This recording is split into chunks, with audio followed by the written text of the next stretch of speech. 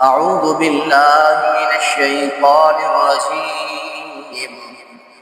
بسم الله الرحمن الرحيم. هو الذي بعث في الأميين رسولا منهم يتلو عليهم آياته ويزكيهم ويعلمهم الكتاب والحكمة وإن كانوا من قبل لفي ضلال مبين. ہر قسم کی تعریف اللہ کی ذات کے لیے خاص اور لائق و زیبا ہے.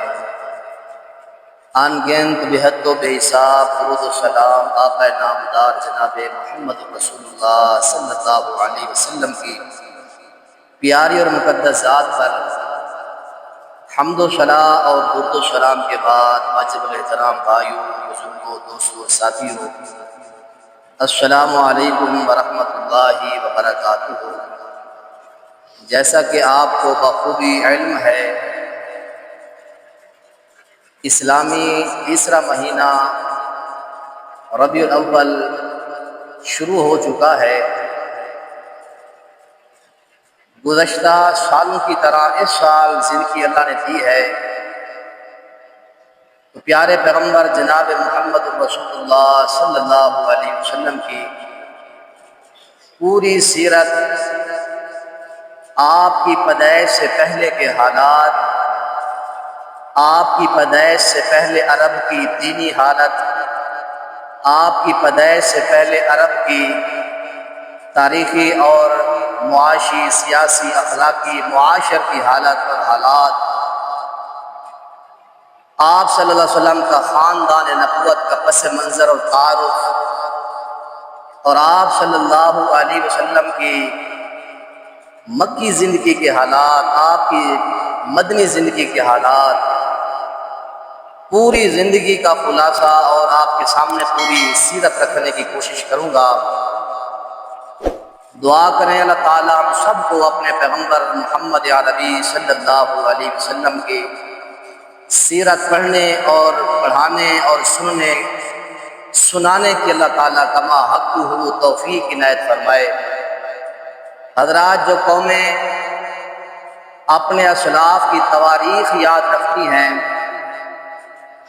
تو اپنے قوموں اور اپنے بزرگوں اور اپنے اسلاف اور اپنے نبیوں کی تاریخ کو یاد رکھ کر زندگی جب گزارتے ہیں، اللہ تعالیٰ پھر ان کی زندگیوں میں برکات کا نزول فرماتے ہیں. جو قومیں اپنے نبیوں کی تاریخیں بھول جاتی ہیں، تعلیم بھول جاتی ہے، آپ بنی اسرائیل کو دیکھ لیں، یہودیوں کو دیکھ لیں، جگہ جگہ قرآن میں اللہ نے ان کو پر لعنتیں کی ہیں.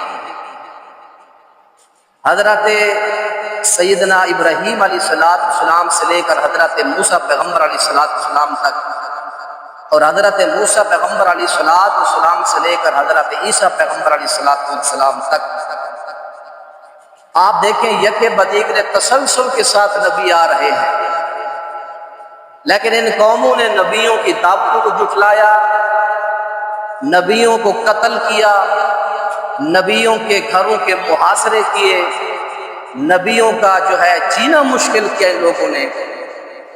تو حدیث پاک پڑھ لیں، قرآن پڑھ لیں، لعن الذین کفروا علی لسان داؤد وعیسی ابن مریم. اللہ نے داؤد پیغمبر، عیسیٰ پیغمبر کی زبان سے ان قوموں کے اوپر اللہ نے لعنت کروائی ہے. اور ہم اپنے پیغمبر محمد عربی صلی اللہ علیہ وسلم کو دیکھ لیں، موت کا عالم ہے، آخری وقت ہے، نزع کے عالم میں یہ فرما رہے ہیں کہ لعن اللہ یہود والنصارى اتخذوا قبور انبیائہم مساجد. اللہ یہود و نصارہ پر لعنت فرمائے، ان لوگوں نے انبیاء کے قبروں کو انہوں نے میلا اور مساجد اور عبادت گاہ بنا لیا ہے. ان قوموں کے اوپر اللہ نے بڑی لعنتیں اس لیے کی ہیں. اور پھر ایک اور بڑی غلطی، کانوا لا یتناہون عن منکر ما فعلوا.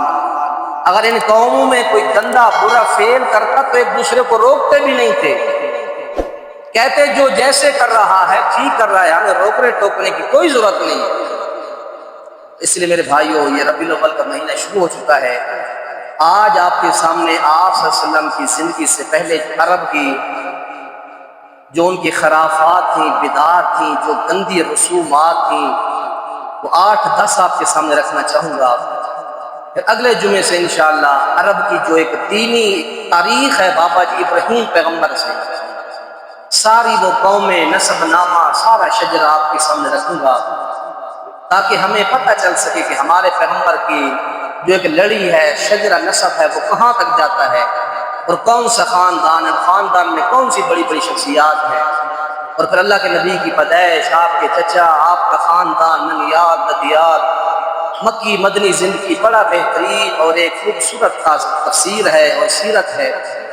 اس کے ضرور پڑھیں اور اپنے احباب کو بھی پڑھائیں، سنیں، ان کو ساتھ لے کر رہیں۔ حضرت عیسیٰ علیہ السلام سے لے کر ہمارے پیغمبر محمد عربی صلی اللہ علیہ وسلم کے دوران جو ایک فترہ تھا، وقفہ تھا، اس عربی کے اندر فترہ کہتے ہیں، اس کا 570 سال کا یہ فترہ تھا۔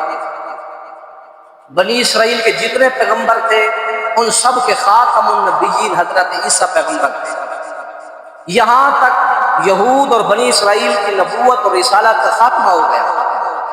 حضرت عیسیٰ پیغمبر بشارت دے کے چلے گئے، اے عیسائیوں میرے بعد ایک پیغمبر آئے گا، اسمہ احمد، اس پیغمبر کا نام احمد ہوگا، میں اس کی امت کے اندر امتی بن کے ضرور آؤں گا، کیونکہ آپ کو عیسائیوں نے قتل کرنے کی ایک ناکام سازش کی تھی۔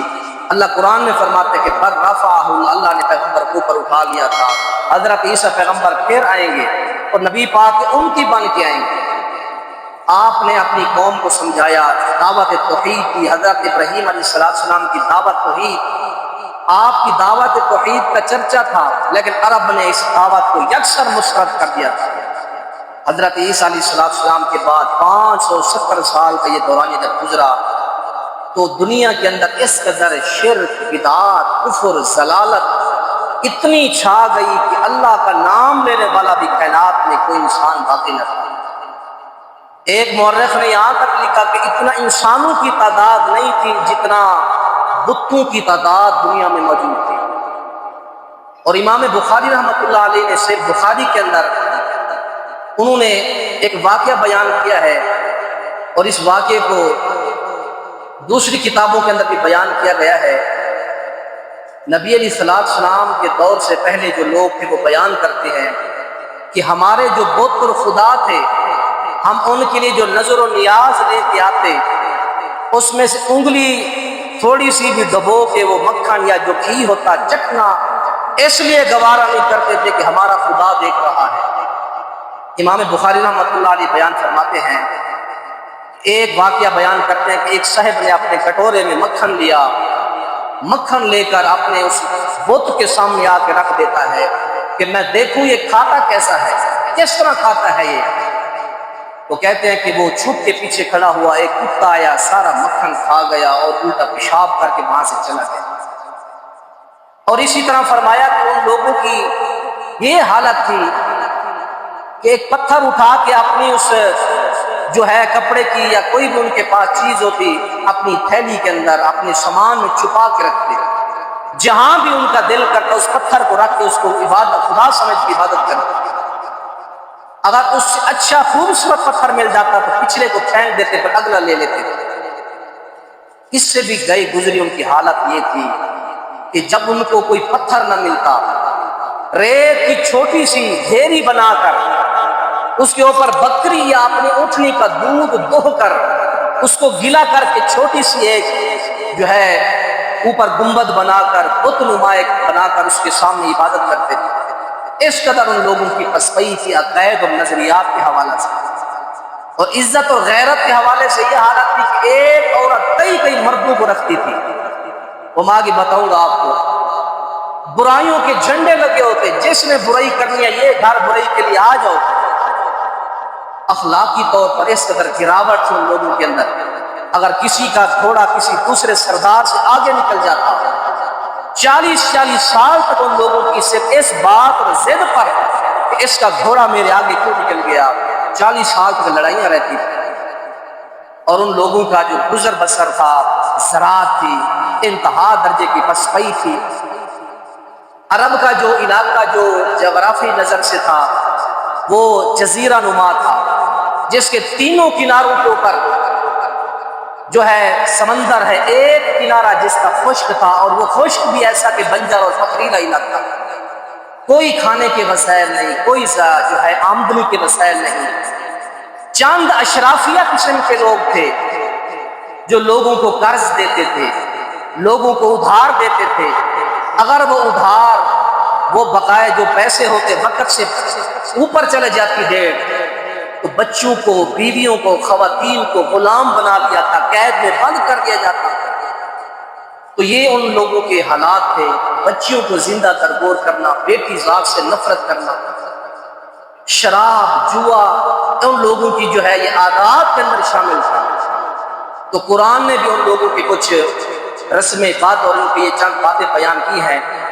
اللہ تعالیٰ اپنے قرآن کے اندر بھی اور پیغمبر محمد عربی صلی اللہ علیہ وسلم اپنے فرامین کے اندر بھی عرب کے لوگوں کی جہالتیں اور ان کی جو نظریات کے بیان کرتے ہیں۔ سب سے پہلی بات تو یہ ہے، بہت سی اور ان کی رسومات ہیں، بدعات ہیں، موٹی موٹی آپ کو بتاتا ہوں کہ عورت ذات سے نفرت کی جاتی ہے، خصوصاً جس گھر میں بیٹی پیدا ہو جاتی ہے۔ بیٹی جس گھر میں پیدا ہوتی تو عرب لوگ کثرت سے اس سے شدید نفرت کرتے ہیں۔ اللہ نے ان لوگوں کے چہروں کے وہ سٹائل بھی قرآن میں بیان کیے ہیں کہ جب بیٹی پیدا ہوتی تو حالت و کیفیت کیا ہوتی ان کی۔ یہ اللہ کا قرآن ہے، 14واں پارہ ہے، سورہ نحل ہے۔ رب العالمین نے بیان فرمایا کہ ان لوگوں کی حالت بچی ذات سے کتنی نفرت ہوتی ہے۔ فرمایا وَإِذَا بُشِّرَ أَحَدُهُم بِالْأُنثىٰ، انثیٰ عربی کے اندر بیٹی کو کہتے ہیں، بچی کو کہتے ہیں۔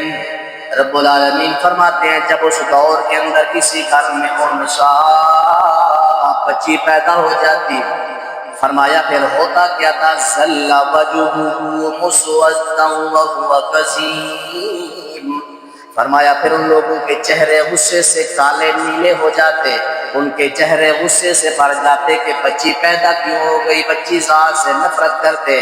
فرمایا یتوارا من القوم، پھر وہ لوگ قوم سے ڈرتے، منہ چھپا کے رہتے کہ بچی کیوں پیدا ہو گئی، بچی پیدا کیوں ہوئی۔ بچی جس گھر میں پیدا ہوتی نفرت کی جاتی۔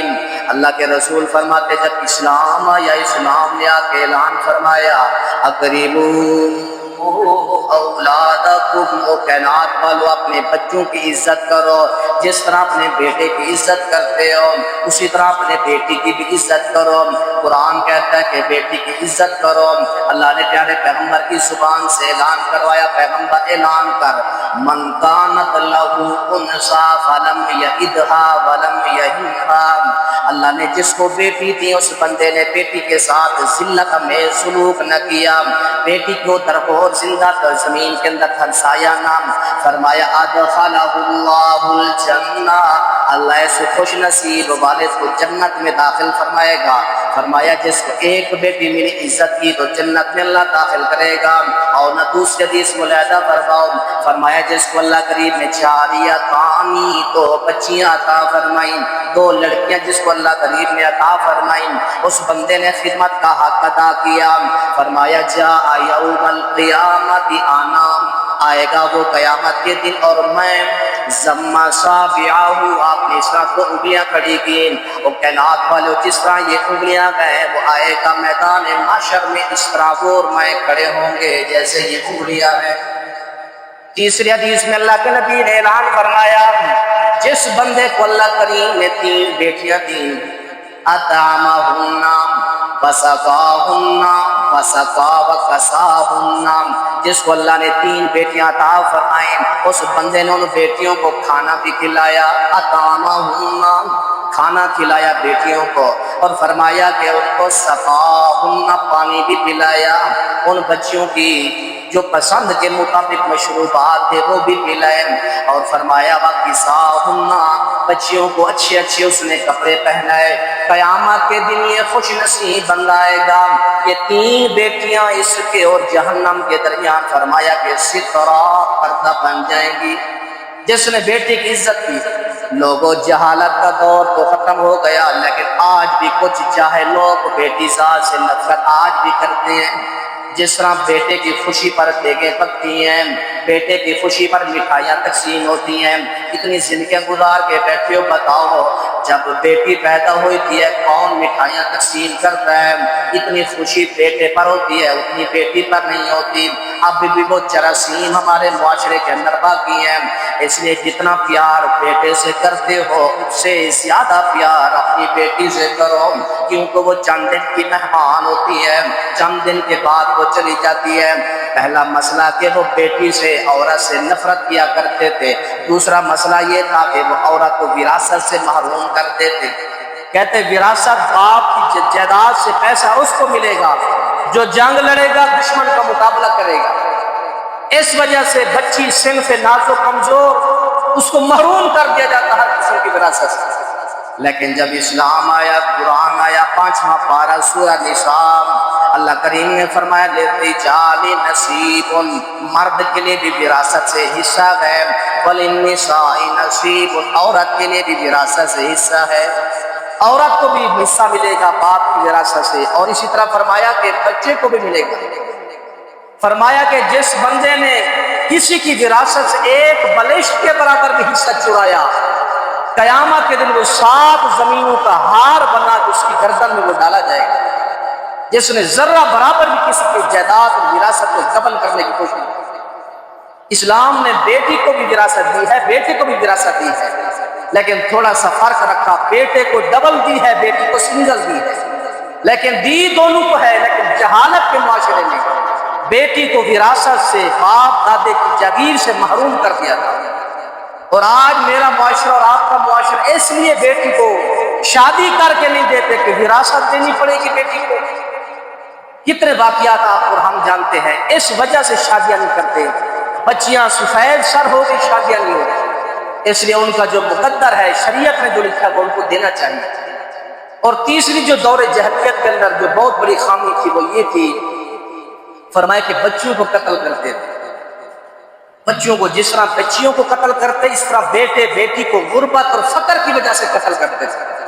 قرآن نے اعلان کیا وَلَا تَقْتُلُوا أَوْلَادَكُمْ خَشْيَةَ إِمْلَاقٍ، اے لوگوں غربت اور مفلسی، غربت کی وجہ سے بچے قتل نہ کرو، نَحْنُ نَرْزُقُهُمْ وَإِيَّاكُمْ، تم کو بھی ہم رزق دیتے ہیں، تم کو بھی ہم رزق دیتے ہیں۔ غربت کی وجہ سے بچوں کو نہ مارو، اللہ نے ان کا بھی رزق لکھا ہے۔ جب وہ ماں کے پیٹ میں تھے، 4 ماہ کا جب بچہ بچی ہوتی ہے تو اس کا رزق لکھ دیا جاتا ہے۔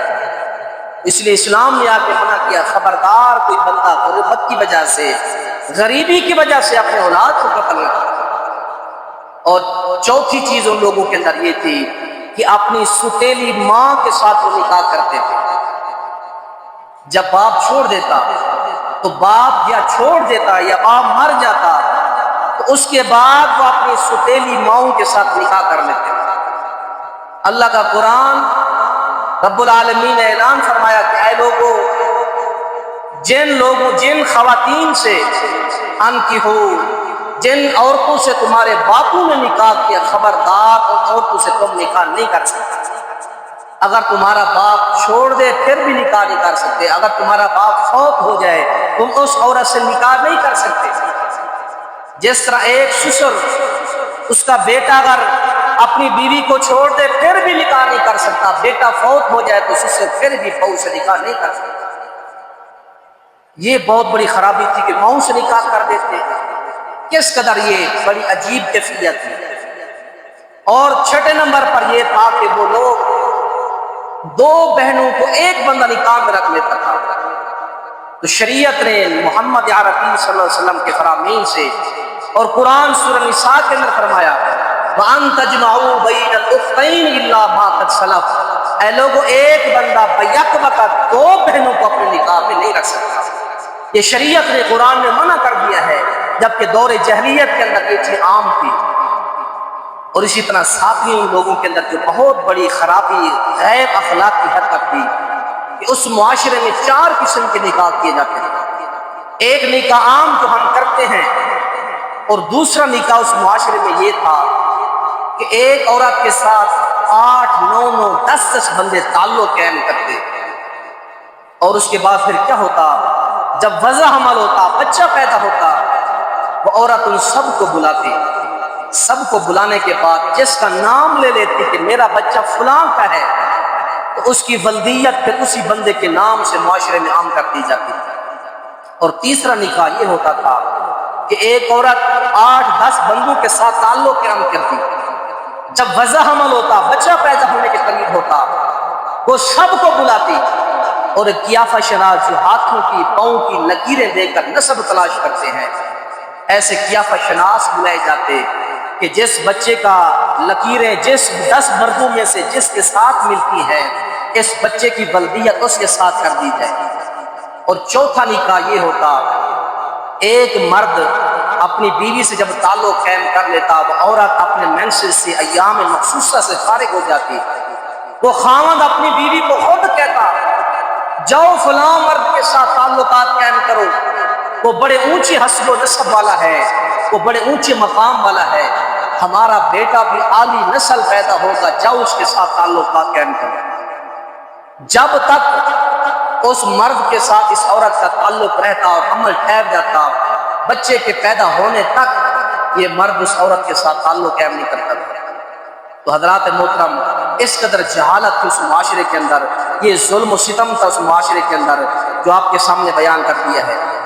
اسی طرح پیارے پیغمبر علیہ السلام نے فرمایا کہ جس طرح وہ یہ ساری بدعات و خرافات کرتے تھے، غیر اخلاقی، عزت کے خلاف، غیرت کے خلاف، یہ گرے ہوئے حرکتیں کرتے تھے، اسی طرح جہالت کی ان لوگوں کے اندر بھرمار تھی۔ عرب کے اندر 2 قبیلے ہیں، بنو بکر اور بنو تغلب، ان 2 قبیلوں کے درمیان چھوٹی سی بات کے اوپر لڑائی ہو جاتی ہے۔ ایک قبیلے کے بندے کی اونٹنی دوسرے بندے کی فصل کے اندر چلی جاتی ہے، تو اس بندے جس کی اونٹنی تھی اس بندے کو گولی مار کر، یا جو بھی حالات کو اس دور کے، اس کو وہیں مار دیا گیا، بدلے کے اندر انہوں نے ان کے بندے مار دیے۔ اسی طرح نبی علیہ السلام نے فرمایا دور جاہلیت کی یہ 2 لڑائیاں جو تھیں بنو بکر اور بنو تغلب کے اندر، یہ 40 سال تک یہ لڑائی چلی گئی، اور آج بھی خاندانوں کے اندر یہی ضد اور ہٹ درمی آج بھی موجود ہے۔ آج جا کے دیکھیں معاشرے کے اندر یہی ضد بازی موجود ہے، کوئی بندہ سلو کرنے کے لیے تیار نہیں ہے۔ اللہ کے پیارے پیغمبر جناب محمد رسول اللہ صلی اللہ علیہ وسلم نے فرمایا معاف کر دینے والے سے اللہ محبت کرتا ہے۔ جو لوگ معاف کر دیتے ہیں، فرمایا کہ والکاظمین الغیظ والعافین عن الناس، جو لوگ غصے پی جاتے ہیں، خوشی میں تنگی میں ہر حال میں اللہ کے راستے میں خرچ کرتے ہیں، واللہ یحب المحسنین، اللہ ایسے نیکی کرنے والے خوش نصیبوں سے پیار کرتے ہیں۔ تو میرے محترم بھائیو، یہ چند ایک دور جاہلیت کی جہالتیں تھیں، ان لوگوں کے اندر یہ ظلم و ستم تھا، بچیوں کو مار دیتے تھے، اپنی سوتیلی ماؤں سے نکاح کرتے تھے، 2 بہنیں ایک نکاح میں رکھ لیتے تھے، بچیوں کو وراثت سے محروم کر دیتے تھے، غربت کی وجہ سے اپنے ہاتھوں سے اپنے بچوں کی گردنیں دبا دیتے تھے۔ یہ ان لوگوں کی بہت بڑی جہالتیں تھیں، وراثت سے بچیوں کو محروم، چھوٹے بچوں کو محروم۔ تو یہ ساری خرافات بدعات اس زمانے کی ہے جو آج بھی ہمارے معاشرے میں لینی ہے۔ آج بھی ہمارا معاشرہ بچی ذات سے بیٹی کی پیدائش پر انتہا درجے کا دکھی ہوتا ہے کہ بیٹی کیوں ہے۔ سوشل میڈیا کے اوپر اس طرح بہت سی خبریں۔ اللہ تعالیٰ رحم و کرم فرمائے اس معاشرے کے اوپر۔ اللہ تعالیٰ سے دعا ہے اللہ تعالیٰ ہم سب کو یہ جو دور جہالت کی یہ ساری جہالتیں ہیں، ان تمام جہالتوں سے اللہ تعالیٰ امت محمدیہ صلی اللہ علیہ وسلم کو ان تمام خرافات سے اللہ تعالیٰ محفوظ فرمائے۔ اللہ تعالیٰ سے دعا ہے اللہ عمل کی توفیق نصیب فرمائے۔ سبحان ربک رب العزت عما یصفون وسلام علی المرسلین والحمد للہ رب العالمین۔